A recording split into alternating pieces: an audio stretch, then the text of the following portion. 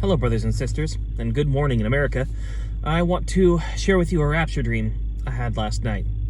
I was in Hawaii, and there was a big barbecue happening, and there were fish on the barbecue. There were smaller fish that were filleted, and they were cooked, and then there was a larger fish. It was a big ahi tuna. Now, the big ahi tuna thought was done, but it wasn't quite done. So we had to cut it in the center to the spine and flip it and cook the spine. So what I believe this is saying is that the big fish is almost cooked and the smaller fishes are already cooked and they're ready to eat. Now, God led me to ask the question, why do snakes eat their own tails? So there's a plethora of answers. One is that they mistake their tail as food.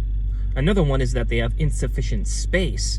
And another one is stress. And another one is lack of hiding spots. Now, the devil is a snake. Now, the snake is going to be led to eat its own tail.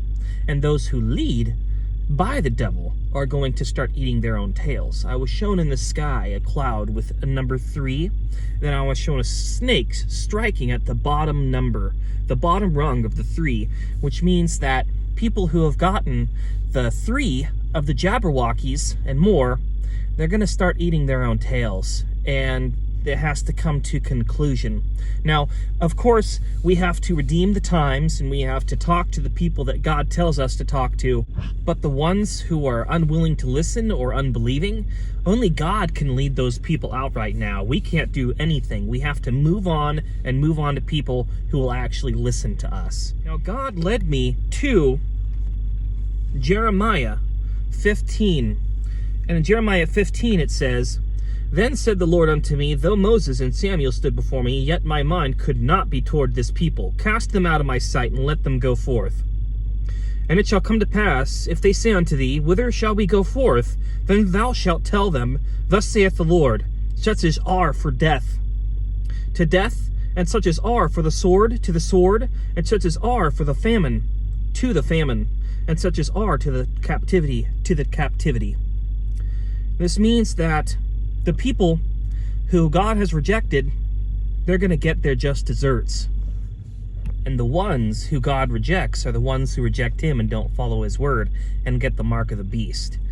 So it says in Jeremiah 16, Jeremiah must not marry. "The word of the Lord also came unto me, saying, Thou shalt not take thee a wife, neither shalt thou have sons or daughters in this place.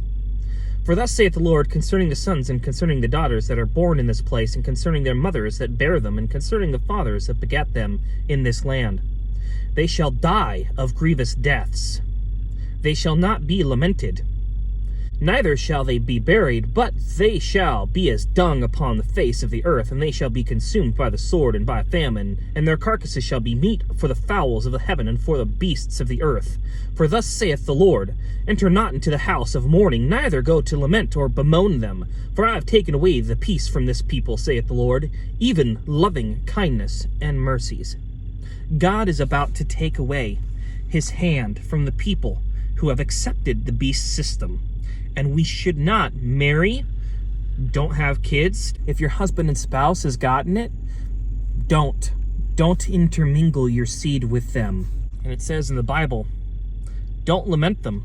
If you have a family members who've gotten it, they know what they did was wrong. Deep down in their souls, something told them not to, but they went ahead and did it anyway. So going on to Jeremiah 16:9, it says, "For thus saith the Lord of hosts, the God of Israel, Behold, I will cause to cease out of this place in your eyes, and in your days, the voice of mirth, and the voice of gladness, and the bridegroom, and the voice of the bride." So it says for the bridegroom and the bride that his voice will cease out of them. The people who have accepted the beast system will no longer be a bridegroom or a bride. And those who are must not lament those who made their choice. It goes on to say in Jeremiah 16:10, answers to why he's doing this. And it says, "And it shall come to pass, when thou shalt shew this people all these words, and they shall say unto thee, Wherefore hath the Lord pronounced all this great evil against us? Or what is our iniquity? What is our sin? What have we committed against the Lord our God? Then thou shalt say unto them, Because your fathers have forsaken me, saith the Lord, and have walked to other gods, and have served them, and have worshipped them, and have forsaken me, and have not kept my law. Therefore I will cast you out of this land into a land ye know not, neither nor your fathers, and there shall ye serve other gods day and night, where I will not shew you favor. Therefore, behold, the days to come, saith the Lord, it shall no more be said, the Lord liveth, that brought up the children of Israel out of the land of Egypt.